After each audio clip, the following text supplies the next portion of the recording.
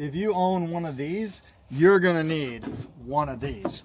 This is my favorite gooseneck or goose ball. I like the extension. It's a 2-inch extension that makes it a little bit higher for that, so that it rides up smoothly over here until you don't hit. Now you can see my last pin box kind of grazed in that, and so I had to get me an extension to go a little higher so it doesn't eat up on these on my bed liners.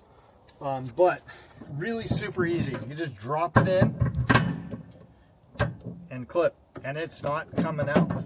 One tip that I'll give you really quick: get some of this stuff, get some disposable gloves, smack it on that and lube it up, and that's going to help slide that connection on a lot better and longevity.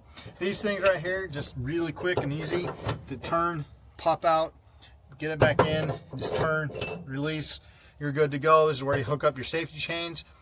Never had any issues, smooth ride.